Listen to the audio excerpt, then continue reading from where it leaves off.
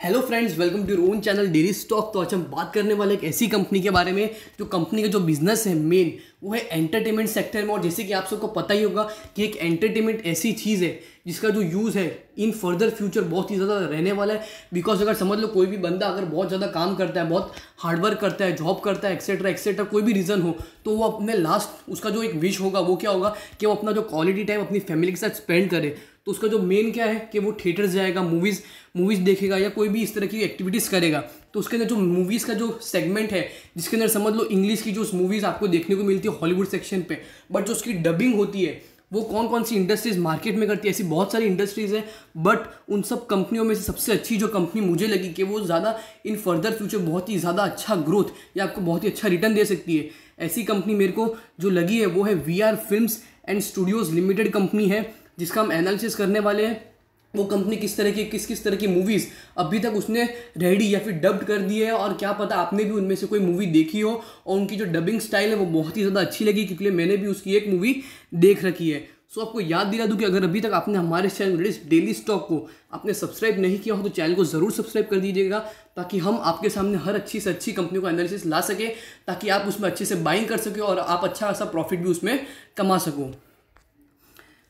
तो सबसे पहले हम बात कर लेते हैं कंपनी के बारे में, that is VR films and studio is engage in the business of providing service, that is tele service जो होती है, मतलब क्या कोई भी फिल्म रिलेटेड या फिर डिजिटल इंडस्ट्रीज के अंदर जो भी डबिंग होती है, सॉन्ग की मिक्सिंग्स होती है, सबटाइटल्स, आप कोई भी मूवीज देखते हो तो नीचे सबटाइटल्स लिख कर आता है। भले ही ये सब काम बहुत ही छोटा है, बट इसको करने में जो इनकी जो स्पेशलाइजेशन है, तो बहुत सारी इंडस्ट्री या फिर बहुत सारी कंपनी में सबसे अच्छा जो स्पेशलाइजेशन है वो यही कंपनी का है, दैट इज डबिंग कर लेती है ये company, mixing, subtitle, content editing. जो कि आप हॉलीवुड मूवीज देखते हो उसकी पहले डबिंग करने से पहले उसकी एक स्क्रिप्ट बनती है, तो स्क्रिप्ट बनाने के बाद उसकी डबिंग करना। तो इन शॉर्ट अगर समझ लो आप कोई भी हॉलीवुड मूवीज देखते हो तो उसकी अगर आपको समझ लो हिंदी में आपको डबिंग करानी हो तो उस पूरे सेगमेंट का जो बिजनेस लेवल, पूरा जो बिजनेस कैप्चर करके रखा है, तो मैं ऐसा बोल सकता हूँ कि VR films and studios company है, उसने ये पूरा बिजनेस अपने हाथ में रखा। और मेरे हिसाब से ये बहुत ही प्रोमिनेंट बिजनेस कर रही है, क्योंकि इंडिया में इन मतलब फ्यूचर इसका जो बिजनेस है वो और बढ़ेगा। तो उसके बिजनेस को बढ़ते हुए लेवल पर आप देख सकते हो कि इसकी जो मार्केट में जो प्राइस होगी उसमें भी आपको अच्छा खासा ग्रोथ देखने को मिल सकता है। सो अभी हम इसको कंपेयर कर लेते हैं सेक्टर के हिसाब से कि आपको ये शेयर अभी कौन से लेवल पे आपको देखने को मिल रहा है, क्या पोजीशन करंटली शेयर ने भी मार्केट में बना के रखी है। तो सबसे पहले तो हम बात कर लेते हैं कंपनी के बारे में, दैट इज VR फिल्म्स जो कंपनी है उसका जो PE रेशियो है वो स्टैंड करता है 8.61 के रेशियो फॉर्म में, जबकि इसके सेक्टर में भी बहुत सारी कंपनी जो इसकी कंपटीटर्स है, जैसे कि media matrix world limited, Nicco parks and resort limited, Dixit transworld limited, ऐसी थिंकिंग पिक्चर्स लिमिटेड, इस तरह की बहुत सारी कंपनी है मार्केट में जो इसकी कंपटीटर्स है, जो कि इसके थ्रू मतलब इसके जैसा जो सबटाइटलिंग, डबिंग, मिक्सिंग उस तरह का बिजनेस करती है। बट उन सब का जो रेवेन्यू शीट आई है वो लॉस में आई है। बट ऑल्दो जो इसने जो परफॉर्मेंस दिया even in the pandemic situation वो बहुत ही ज़्यादा अच्छा रहा है। दैट इज सेक्टर का जो PE रेशियो निकल कर रहता है वो -11.69 के रेशियो में, जबकि इसका जो PE रेशियो है वो स्टैंड करता है 8.61 के रेशियो फॉर्म में, जो कि बहुत ही ज़्यादा अच्छी बात लगी मुझे इसके बारे में। जबकि सेक्टर का जो प्राइस टू बुक वैल्यू है वो भी काफ़ी आपको महंगा देखने को मिलेगा, 4.69 का सेक्टर PB रेशियो स्टैंड करता है, जबकि इसका रेशियो आपको कितना अच्छा देखने को मिलेगा, दैट इज 2.02 के रेशियो फॉर्म में इसका PB रेशियो है, जो कि बहुत ही ज़्यादा अच्छी बात है। हालांकि अगर मैं डिविडेंड के हिसाब से बात करूं तो मैं ऐसा नहीं बोलता हूं कि आपको इसमें डिविडेंड नहीं है, इसमें डिविडेंड यील्ड है, दैट इज 0.80% का इसके अंदर डिविडेंड यील्ड है। ऑल्दो जो सेक्टर का डिविडेंड यील्ड है वो है 1.22%, जो कि हालांकि शेयर से ज़्यादा बहुत ही ज़्यादा अच्छा है। बट ऑल्दो मेरा ऐसा मानना है कि आप अगर आप इस शेयर में इन्वेस्ट करते हो, दैट इज 500 रुपीज़ 600 रुपीज़ आप अपने हिसाब से आप इसमें बाइंग करते हो, इतने रुपये लगा के आप भूल जाते हो इस शेयर को लॉन्ग टर्म के लिए, तो आपको एक अच्छा सा रिटर्न कमा के ये शेयर दे सकता है। बात कर लेते हैं इसका जो मार्केट कैप है वो बहुत ही कम है, दैट इज 17 करोड़ रुपीस का ही इसका मार्केट कैपिटलाइजेशन है, जबकि बहुत ही ज़्यादा सस्ता शेयर अभी भी आपको देखने को मिल रहा है। और जिसकी अगर स्मॉल कैप कंपनी की बात करें तो इसका जो रैंकिंग है वो है 2614 की इसकी रैंकिंग है, और इसका जो बीटा स्टैंड करता है वो है 0.31 के फॉर्म में, दैट इज मार्केट अगर समझ लो 1% मूव देता है तो इस शेयर का जो प्राइस है वो 0.31% अप जाता है, तो इस तरह का इसका बीटा काम में आता है। बट अगर अभी तक आपको P ratio as well as PB ratio का मतलब नहीं पता हो तो उसका लिंक भी, उसका जो वीडियो है वो हमारे चैनल पर है, तो आप उधर जाके आप PB ratio as well as P ratio का मतलब देख सकते हो, बिकॉज वो बहुत ही ज़्यादा इंपॉर्टेंट फैक्टर या फिर एक इंपॉर्टेंट एक्सपेक्ट होता है before investing in the any company.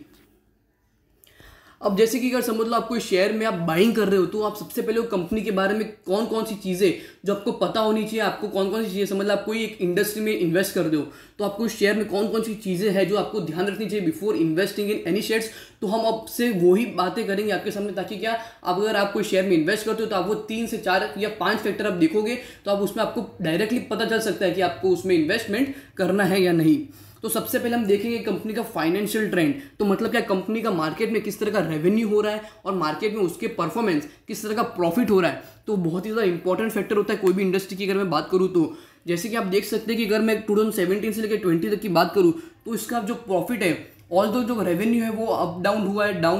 All दो हुआ है, बट जो अच्छी बात लगी वो है इसकी जो प्रॉफिटेबिलिटी है वो आपको कोई भी साल आपको कोई डाउन ट्रेंड आपको देखने को नहीं मिला है। दैट इज 2017 में जो कंपनी का 0.27 करोड़ रुपीस का प्रॉफिट था वो इस साल बढ़कर हो चुका है 1.71 करोड़ रुपीस का कंपनी का प्रॉफिट हुआ है। और तो जैसे कि आपको मैंने पहले ही बता दिया कि इसका जो मार्केट कैप है वो कितना है, 17 करोड़ रुपीस का मार्केट कैप है, और इसकी जो प्रॉफिटेबिलिटी है वो ऑल दो मार्केट कैप के 10% इसका प्रॉफिटेबिलिटी, जो कि बहुत ही ज़्यादा अच्छी बात होती है। अगर हम इसके पिछले साल से अगर कंपेयर करें इसके शेयर को, दैट इज कंपनी ने 2019 में जो रेवेन्यू जनरेट किया था वो था 5.64 करोड़ रुपीस का, और उसके ऊपर कंपनी ने प्रॉफिट जनरेट किया था 1.24 करोड़ रुपीस का, जो कि 20% होती है, जो कि बहुत ही ज़्यादा अच्छी बात होती है। बट ऑल दो इस साल भी कंपनी का जो रेवेन्यू है वो बढ़ा है, दैट इज 9.25 करोड़ रुपीस का कंपनी का रेवेन्यू हुआ है, और प्रॉफिटेबिलिटी भी आपको ऐसा नहीं कि डाउन ट्रेंड में देखने को मिली। ऑल दो सिचुएशन खराब थी फिल्म इंडस्ट्री के थ्रू भी, के लिए जो प्रोजेक्ट्स है वो इतने ज़्यादा नहीं मिल रहे थे, बट ऑल दो इस कंपनी ने बहुत ही अच्छा खासा काम किया। दैट इज प्रॉफिटेबिलिटी भी कंपनी की बहुत ही ज़्यादा अच्छी है, दैट इज 1.71 करोड़ रुपीस का कंपनी ने मार्केट में प्रॉफिट भी किया, जो कि मेरे को बहुत ही ज़्यादा अच्छी बात लगी है। अब हम एक इस इंडस्ट्री में या फिर इस फर्म में एक और इम्पॉर्टेंट या फिर एक अच्छी चीज़ ये है कि कंपनी जो टोटल प्रमोटर होल्डिंग है वो कितनी ज़्यादा बेहतरीन है, दैट इज 73.25% की जो प्रमोटर होल्डिंग है कंपनी की वो खुद के प्रमोटर्स के पास है, that is more than 50%, that is 70% more than, that is 73.25% की जो होल्डिंग है वो उनके खुद के प्रमोटर्स के पास है, जो कि आपको बहुत ही ज़्यादा अच्छा या फिर एक बहुत ही अच्छा इंडिकेशन दे रही है कि इस कंपनी में इन्वेस्टमेंट आपको भी करना चाहिए, बिकॉज चूंकि खुद के जो प्रमोटर्स हैं उनको इस कंपनी पे इतना ट्रस्ट है कि कंपनी इन फ्यूचर और ज़्यादा अच्छा परफॉर्मेंस कर सकती है। म्यूचुअल फंड, डीआईआई की होल्डिंग और एफआईआई की कोई भी होल्डिंग नहीं है इस शेयर में, दैट इज क्योंकि उनको क्या पता, उनको एक बड़ा सा ग्रोथ चाहिए हो तो उसके कारण, और कंपनी बहुत ही स्मॉल कैप है, या फिर मैं तो ऐसा सोचता हूँ कि आप में से बहुत सारे लोगों को इस कंपनी के बारे में पता भी नहीं होगा, ऐसा भी हो सकता है। ऑल्दो अगर आपको पता हो इस कंपनी के बारे में पहले ही तो आप कमेंट सेक्शन में आप लिखकर कमेंट कर सकते हो कि मेरे को ये कंपनी के बारे में पहले से नॉलेज था। ऑल्दो जो retail as well as other party का इस कंपनी में जो इन्वेस्टमेंट है वो है 26.74% को जो इन्वेस्टमेंट है वो रिटेल, मतलब आप जैसे और मेरे जैसे इन्वेस्टर्स का इसके अंदर इन्वेस्टमेंट है। तो नॉर्मल मतलब आप इन जनरल अगर मैं बात करूँ इस कंपनी के बारे में तो इसके अंदर जिसका इन्वेस्टमेंट है वो किसका है, पब्लिक का, एज वेल एज कंपनी के जो प्रमोटर्स है उनका ही इस कंपनी में जो होल्डिंग है वो उनका है, जो कि एक मेरे को बहुत ही ज़्यादा अच्छा इंडिकेशन लगा कंपनी के बारे में। अब बात कर लेते हैं कंपनी के फाइनेंशियल ट्रेंड के बारे में, दैट इज जो कि आप सबको पता ही होना चाहिए कंपनी के जो भी फाइनेंशियल किस तरह के कंपनी के काम करे। तो हम बात कर लेते हैं, दैट इज हम कंपेयर करेंगे, दैट इज 2018 से अगर कंपेयर करते हैं तो जो कंपनी का जो टोटल रेवेन्यू हुआ था 2018 में वो था 12.83 करोड़ रुपीज़ का, जो कि 19 में 5.64 करोड़ रुपीज़ और 2020 में 9.25 करोड़ रुपीज़। जो कि अगर हम इंपॉर्टेंट बात यह है कि कंपनी की जो भी टोटल रेवेन्यू बहुत ही ज़्यादा अच्छे खासे ट्रेंड में रहे। ऑल तो जो अच्छी बात ये लगी मुझे इस शेयर के बारे में कि जो कंपनी जो प्रॉफिटेबिलिटी मेंटेन रखी है बहुत सारे सालों से, वो मुझे बहुत ही ज़्यादा अच्छा फैक्टर रखा है। मतलब दैट इज अगर हम EBITDA देखें, that is earning before interest and depreciation and amortisation, वो भी कंपनी का काफ़ी बहुत ही ज़्यादा अच्छा है। दैट इज 2018 में 1.91 करोड़ रुपीज़, 19 में 2.11 करोड़ और 2020 में 3.01 करोड़ रुपए का कंपनी का EBITDA निकला है। और जो कंपनी की नेट इनकम, मतलब जो भी कंपनी ने प्रॉफिट जनरेट किया है, ऑल तो कंपनी ने बहुत ही ज़्यादा अच्छा परफॉर्म्स किया, बट उनके थ्रू सेल्स के ऊपर कंपनी ने कितना प्रॉफिट जनरेट किया है वो बहुत ही इंपॉर्टेंट फैक्टर होता है, बिकॉज उसके ऊपर ही पूरा मार्जिन रेशियोज डिपेंड होते हैं। दैट इज कंपनी जो नेट इनकम 2018 में था 1 करोड़ रुपीस, 19 में बढ़कर हो चुका था 1.24 करोड़ रुपीस और इस साल और ज़्यादा बढ़कर हो चुका है 1.74 करोड़ रुपीस का कंपनी का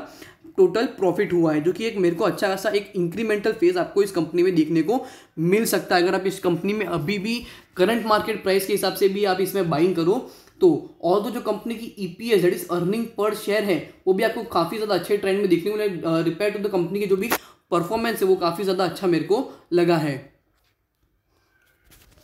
तो अब हम बात कर लेते हैं कंपनी का जो शेयर करंटली मार्केट में कितने पे ट्रेड हो रहा है। तो बहुत ही ज़्यादा इंपॉर्टेंट फैक्टर होता है। अगर मैं आज की बात करूँ that is Monday closing, although market में वैक्सीन आ गई है इंडिया की, अगर मैं बात करूं तो पूरे इंडिया में 2 वैक्सीन को मंजूरी मिल गई, तो उसके ऊपर आज पूरा मार्केट बहुत ही ज़्यादा अप ट्रेंड या फिर बहुत ही बुलिश था और उसके कारण या फिर एक मार्केट में एक अच्छा सा ट्रेंड आने वाला है। तो उसके कारण जो इसमें जो सर्किट लगा दैट इज 4.27% का सर्किट लगा, जेड स्टैंड करता है करंटली 122 रुपीज़ पे और इसका अगर हम 5 ईयर हाई देखें तो वो है 180.25 रुपीज़ का इसका 5 ईयर हाई है। ऑल्दो इस शेयर में अगर आप इन्वेस्ट भी करते हो तो आपको मेरा ऐसा मानना है कि आप इस शेयर में लॉन्ग टर्म इन्वेस्टिंग करो, आपको अच्छा खासा रिटर्न आपको इस शेयर में देखने को मिल सकता है। मेरा ऐसा मानना है कि आप अगर आप इस शेयर में इन्वेस्ट करते हो तो 115 या फिर 110 के लेवल पे आप इसमें बाइंग कर सकते हो। ऑल्दो आप अपने फाइनेंशियल एडवाइजर से भी पूछ सकते हो कि आपको VR films and studios limited जो कंपनी है उसमें आपको इन्वेस्टमेंट करना चाहिए या नहीं, या आप अपनी खुद से भी रिसर्च कर सकते हो कि इस कंपनी के जो भी बैकग्राउंड है वो कंपनी किस तरह से काम करती है, क्या है कंपनी का क्या बिजनेस है, कौन कौन से कंपनी के क्लाइंट्स है, उसका भी आप रिसर्च कर सकते हो। ऑल्दो इसने जो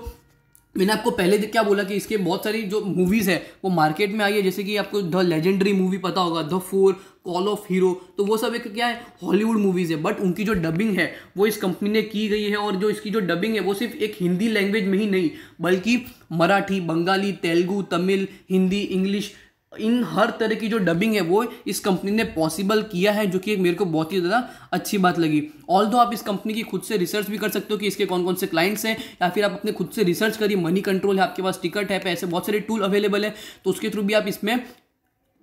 रिसर्च कर सकते हो। सो होप करता हूं कि आपको VR films as well as studio company का जो एनालिसिस हमने अभी किया वो आपको अच्छे समझ गया हो, उसके ऊपर आप अच्छा सा इन्वेस्टमेंट भी करिएगा, आपको एक अच्छा सा रिटर्न देखने को मिल भी सकता है।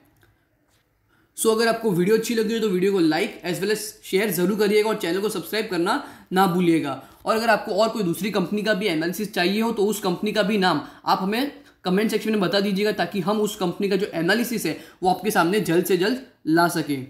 So thank you.